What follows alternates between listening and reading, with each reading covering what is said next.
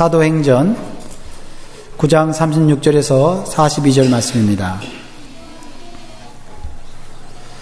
사도행전 9장 36절에서 42절 말씀입니다.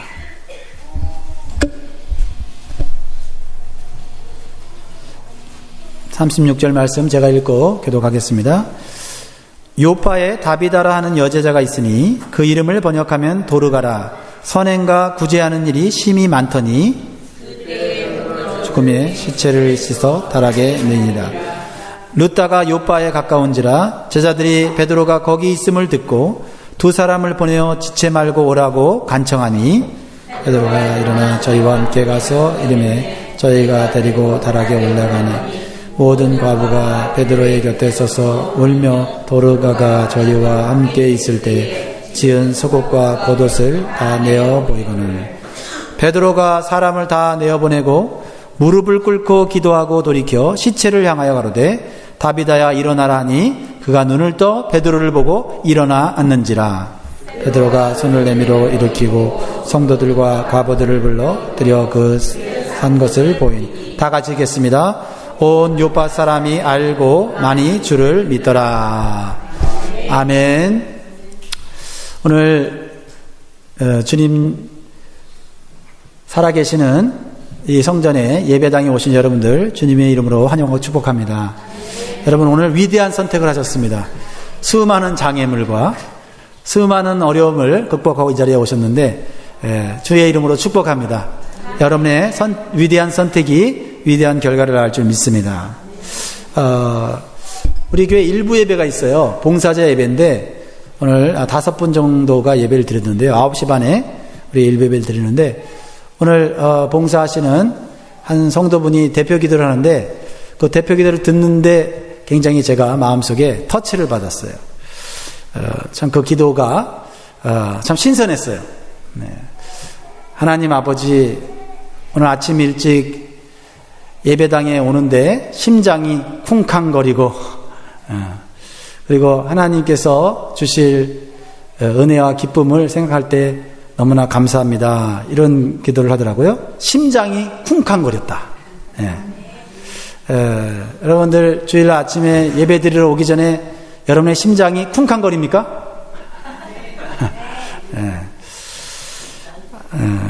아마 여러 가지 많은 감정들이 마음속에 있을 거예요. 그죠? 그러나 하나님을 생각할 때 하나님이 주신 주실 은혜와 또한 말씀의 교훈을 생각할 때 여러분의 심장이 기대로 인해서 쿵쾅거리기를 주의 이름으로 축원합니다.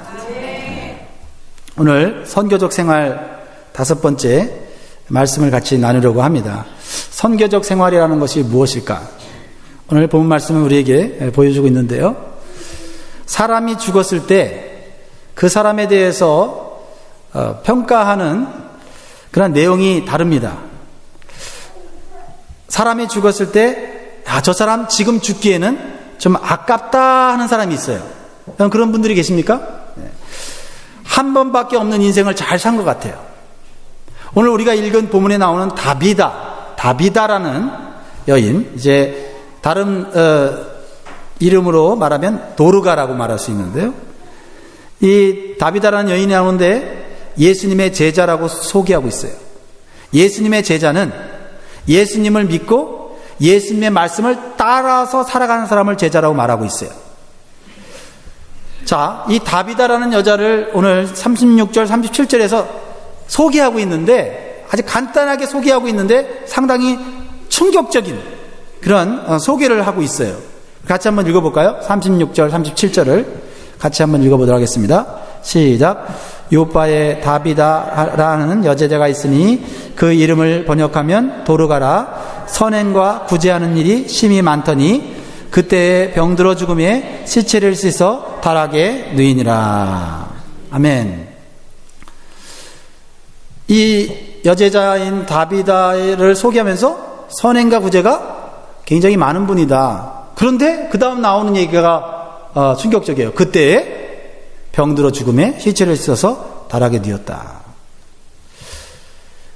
시체를 씻어서 장례식을 준비를 하지 않고 달하게 그 시체를 놓았습니다. 왜 그랬을까요? 주변에 있는 사람들이 그 여인이 병들어 죽었지만은 그 여인을 살리고 싶어서 안타까워하고 있는 모습을 표현하고 있는 것입니다.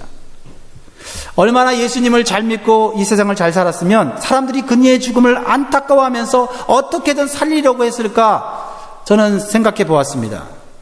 참 이 여인의 인생은 귀하고 가치 있는 그런 삶이었구나 하는 것을 깨닫게 되었습니다.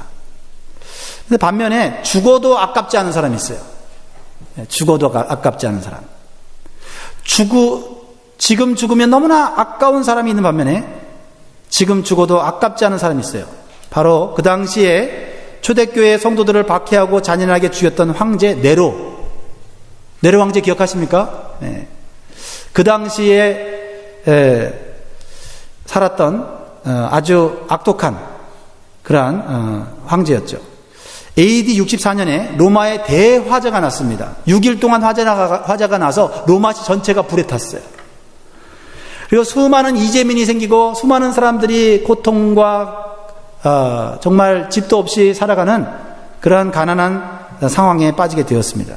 그런데 놀랍게도 그 화재를 일으킨 사람이 누구냐면 로마 황제 네로였어요. 그 화재를 일으킨 이유가 어처구니가 없어요. 그 사람의 탐욕 때문이었어요. 로마시가 자기가 보기에 아름답지 않아갖고 로마시 전체를 자신이 아름답게 꾸미기 위해서 로마시 전체를 불태워버렸어요. 그리고 로마 황제가 화재를 일으켰다고 하는 소리가 들리자 그 사실을 덮기 위해서 기독교인들, 아무 잘못도 없는 기독교인들에게 뒤집어 씌웠습니다. 그리고 화재를 일으켰다고 하는 이유로 그리스도인들을 붙잡아다가 맹견에게, 맹수에게 잡아먹히게 하고, 그리고 원형 경기장에서 사자의 밥이 되게 하고 십자가에서 처형을 했습니다. 아무 죄도 없던 그리스도인들이 그렇게 죽었어요. 그 당시에 죽었던 사도가 베드로 사도입니다. 심지어는 자신의 왕궁 정원에 불을 밝히기 위해서 어떻게 했는지 아십니까? 자기 왕궁 정원에 불을 밝히기 위해서 기둥을 세웠어요. 그리고 기독교인들을 거기다 매달았습니다. 그리고 그 나무에다가 불을 붙였어요. 그래서 그 정원에서 그 불이 타고 있는 모습을 즐겼다고 합니다. 그 당시 고통당하는 그리스도인들은 이렇게 속삭였어요. 야, 정말 사도들이 예언한 종말의 때가 가까웠으며 적그리스도는 다름 아닌 저 네로 황제다 라고까지 말을 했어요. 그런데 이 네로 황제는 그 악한 성품으로 실정을 거듭한 끝에 주변 사람들에게 버림을 받게 돼요.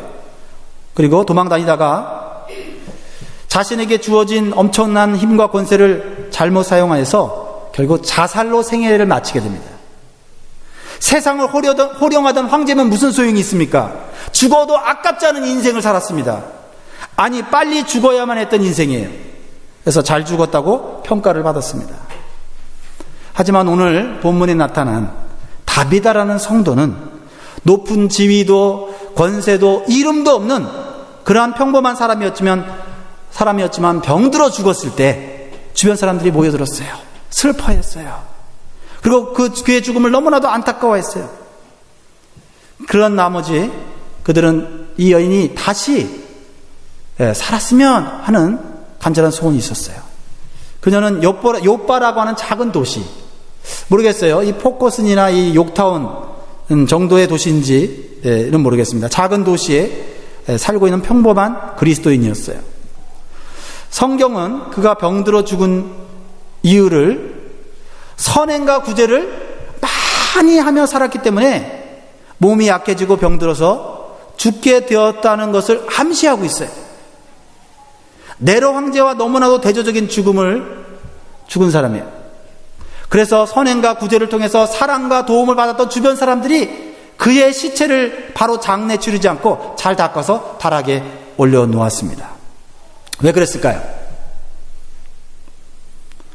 좀 더 살아야 될 사람이라고 생각했어요. 좀 더 살아야 돼. 이 여인이 젊은 여자는 아닙니다. 젊어서 죽었기 때문에 좀 더 살아야지 이렇게 한 게 아니고 살 만큼 사신 분이고 나이도 있으신 분이에요. 그런데 이 여제자 다비다는 좀 더 살아야 할 사람이라고 생각했어요. 이 세상에서 좀 더 살아야 될 가치가 있는 존재라고 생각했어요. 사람들에게 유익한 삶을 살았다는 것을 증명하고 있습니다. 여러분, 여러분과 제 인생이 정말 좀 더 살아야 될 가치가 있는 존재가 되기를 간절히 소원합니다. 사람들에게 유익한 삶을 살아서 사람들이 혹시 우리가 죽었을 때 조금만 더 살아주기를 바라는 그러한 인생을 살기를 간절히 소원합니다. 사도 바울도요, 삶과 죽음의 기로에서 멋진 고백을 하게 돼요. 이것은 진실한 신앙인만이 할 수 있는 고백인 것 같아요. 사도 바울은 자신은 죽는 것이 두렵지 않다고 했어요. 더욱 좋다고 했어요. 예수님 믿고 난 다음에 예수님의 부활하심을 믿고 예수님께서 주시는 구원의 은총과 영생의 확신을 얻은 이후에 사도 바울은 죽는 것이 두렵지 않다고 그랬어요. 죽는 것이 더 좋다고 얘기했어요. 그런데 한 가지, 자신이 이 땅에 좀 더 살아야 할 유일한 이유는 뭐냐면 믿음이 약한 사람들에게 유익을 주기 위해서라고 얘기했어요. 그래서 더 살아야 된다면 내가 주변 사람들에게 유익을 주며 인생을 살겠다, 이렇게 말하고 있어요. 여러분, 이런 생각으로 여러분 인생을 살아간다면 정말 우리는 여제자 다비다처럼 죽으면 아까운 인생을 살 수 있을 것이라 생각을 합니다. 오직 크리스찬만이, 진실한 그리스도인만이, 진실한 예수님의 제자만이 죽는 것이 내게 유익하고 그러나 사는 것은 다른 사람에게 유익하다고 말할 수 있는 존재인 줄 믿습니다. 한번 따라할까요? 죽는 것이 내게 유익하지만 다른 사람을 위해서는 사는 것이 유익하다. 이런 고백하면서 우리 남은 인생을 살면 좋겠어요. 그렇죠. 오직 주님을 마음속에 모시고 주님이 주신 사명과 비전을 분명히 가지고 사는 성도의 확신 있는 신앙 고백 아니겠습니까? 저는 이 사도 바울이 고백했던 빌립보서 1장 20절에서 24절 말씀을 생각하면서 정말 이런 말을 하면서 살 수 있는 사람이 몇 사람이 될까, 이런 생각을 해봤어요. 빌립보서 1장 20절의 말씀을 읽으면서 이것이 우리의 고백이고 우리의 간증이 될 수 있으면 좋겠다. 우리 같이 한번 읽어볼까요? 천천히. 죽음과 삶의 기로에서 이런 고백을 합니다. 시작. 나의 간절한 기대와 소망을 따라 아무 일에든지 부끄럽지 아니하고 오직 전과 같이 이제도 온전히 담대하여 살든지 죽든지 내 몸에서 그리스도가 존귀되게 하려 하나니 이는 내게 사는 것이 그리스도니 죽는 것도 유익함이니라. 그러나 만일 육신으로 사는 이것이 내 일의 열매일진데 무엇을 가릴는지 나는 알지 못하느라. 내가 그 두 사이에 끼었으니 떠나서 그리스도와 함께 있을 욕망을 가진 이것이 더욱 좋으나 그러나 내가 육신에 거하는 것이 너희를 위하여 더 유익하리라. 우리 옆 사람에게 그런 고백을 할 수 있을까요? 나는 이제 죽어도 나는 그것이 나에게 더 행복한 일이지만 내가 살아있는 것은 당신에게 유익하기 때문입니다. 이런 고백을 할 수 있다면 좋을까요? 오늘 본 말씀을 보면 죽기에는 아까운 인생을 산 다비다에게 놀라운 일이 생겨요. 여러분이 상상했던 일이 생깁니다. 그것은 주변 사람들의 간절한 소원과 기도가 응답된 것입니다. 다비다가 병들어 죽은 것을 안타깝게 여긴 제자들이 사도 베드로가 자신들이 사는 지역 근처인 요파 근처인 루다에 있다는 사실을 알게 됩니다.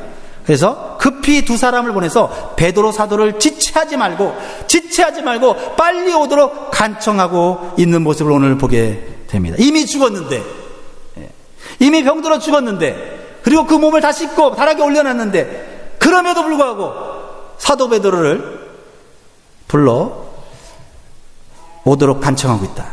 38절에 룻다가 요빠에 가까운지라 제자들이 베드로가 거기 있음을 듣고 두 사람을 보내어 지체 말고 오라고 간청하니. 이 간청한다는 이 단어를 제가 살펴보니까 파라칼레오라는 단어예요. 파라칼레오라는 이 뜻은 부탁한다, 간절히 부탁한다 라는 의미와 함께 기도하다라는 뜻이 있어요. 기도하다. 베드로를 왜 초청했어요? 장례식을 치러달라고, 그저 장례식을 치러달라고 부른 것은 아니었다라는 것이에요.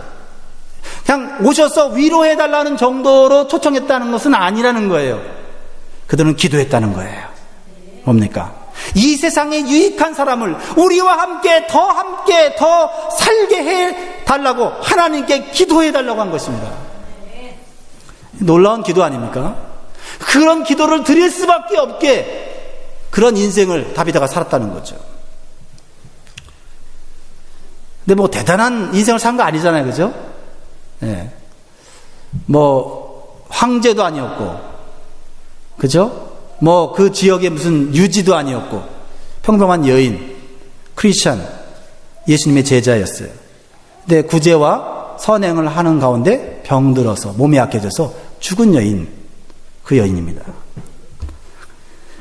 좀 더 살아서 선행과 구제를 통해 더 많은 사람에게 유익을 줄 수 있기를 바랬다는 것이에요. 아니면 그동안 받은 사랑, 그동안 받은 은혜 좀 고맙다라고 표현하고 싶었을 거예요.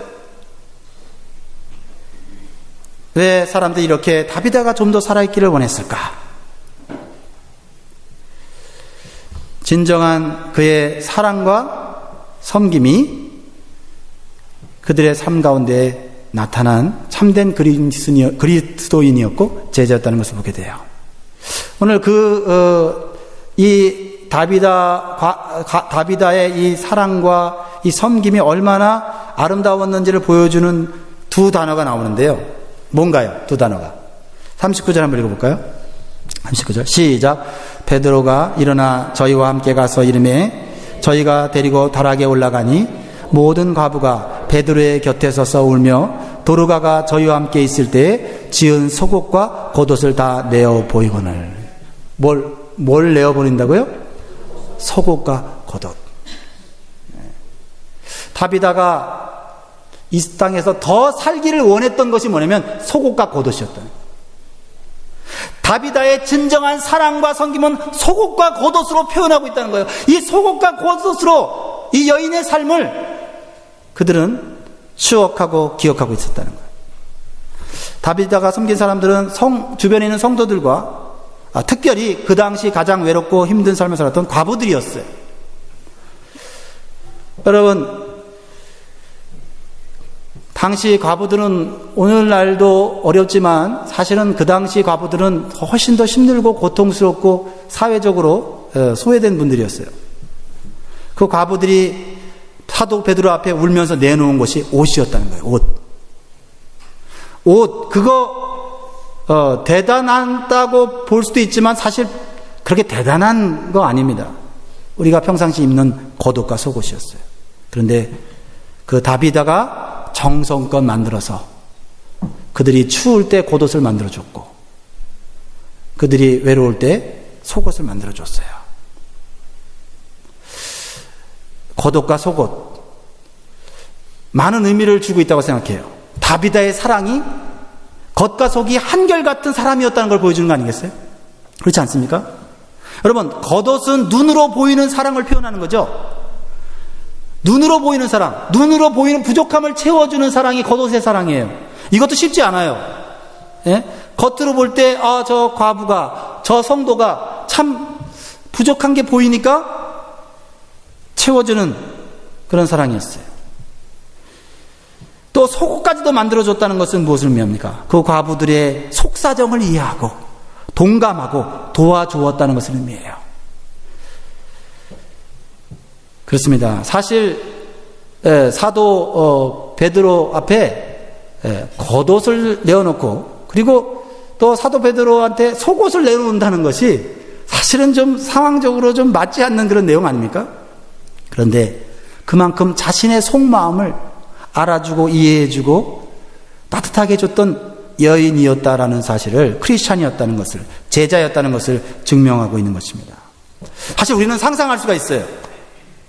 외롭고 힘든 사람들을 위로하고 그들의 마음을 감동시킨다는 것이 쉽지가 않습니다. 여러분, 건강한 사람을 섬기는 것도 쉽지 않은데 병들고 외롭고 힘든 사람 섬기는 것은 쉽지 않아요. 까다로워요. 네. 한두 번은 가능합니다. 그러나 지속적으로 한다는 건 쉬운 일이 아니에요.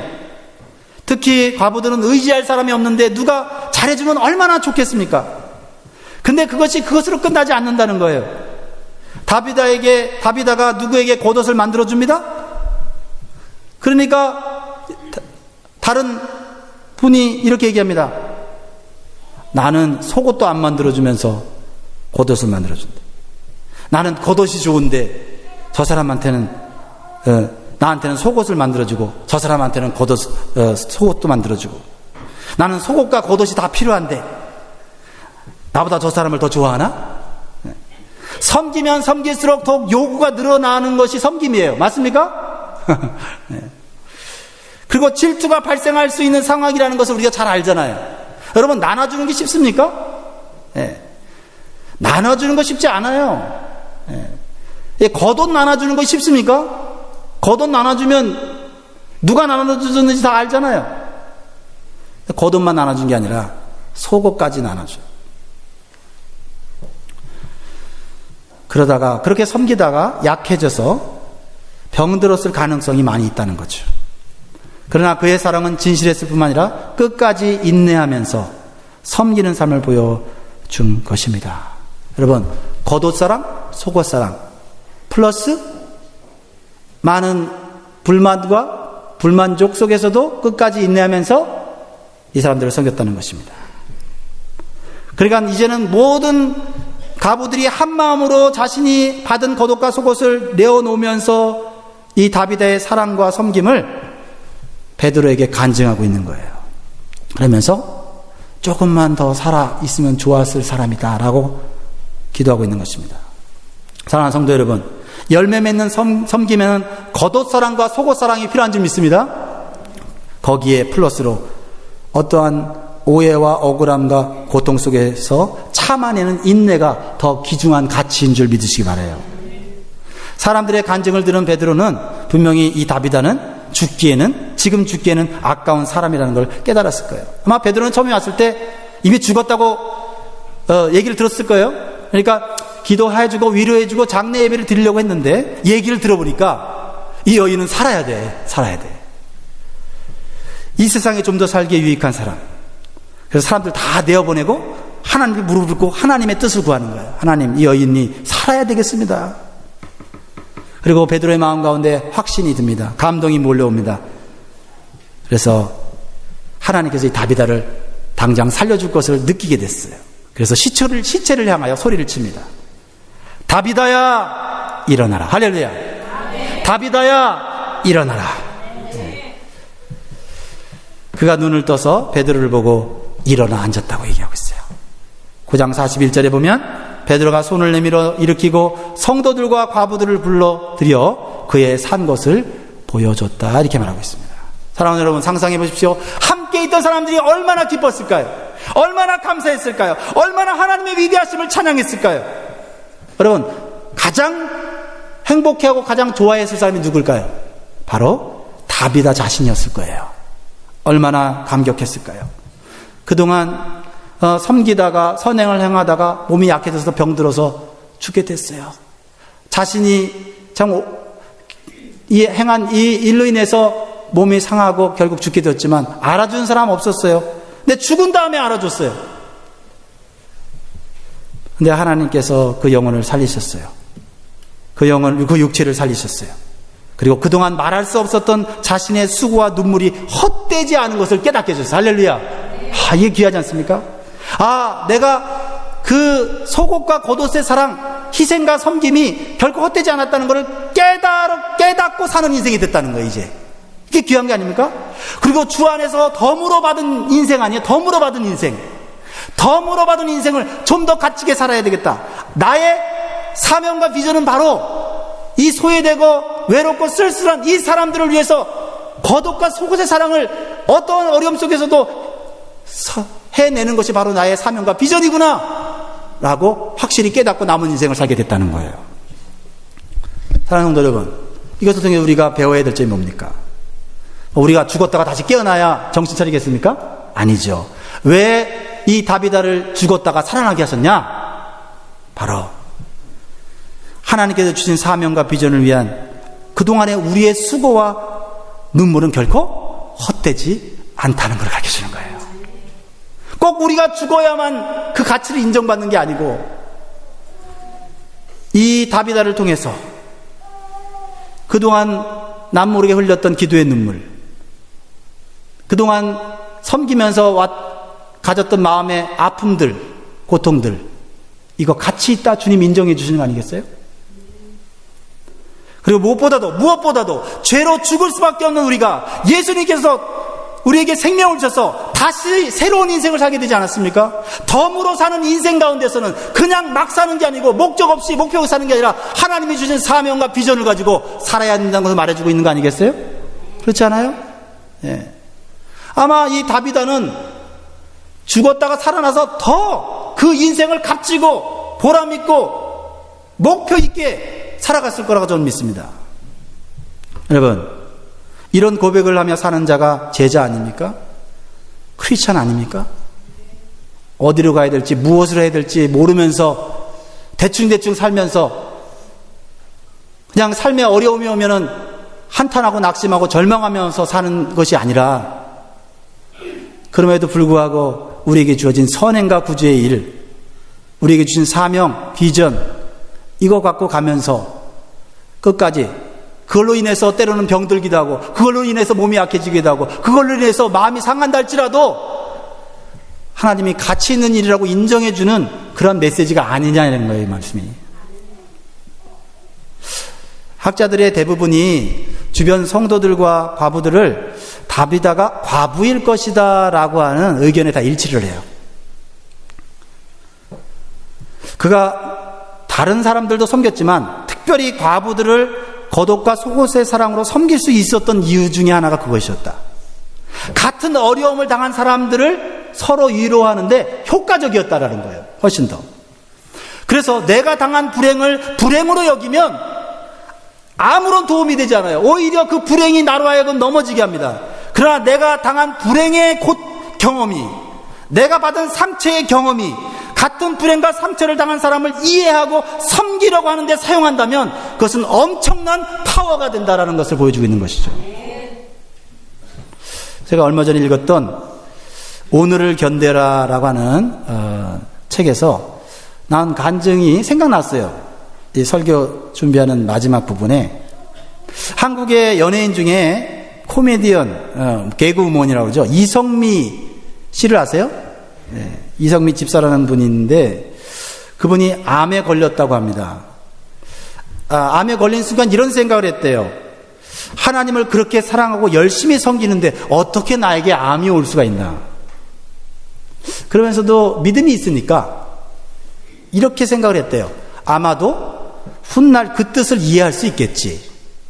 그냥 암이 걸린 상태에서 너무 당황스러워서 그래도 이런 신앙적인 고백을 했어요.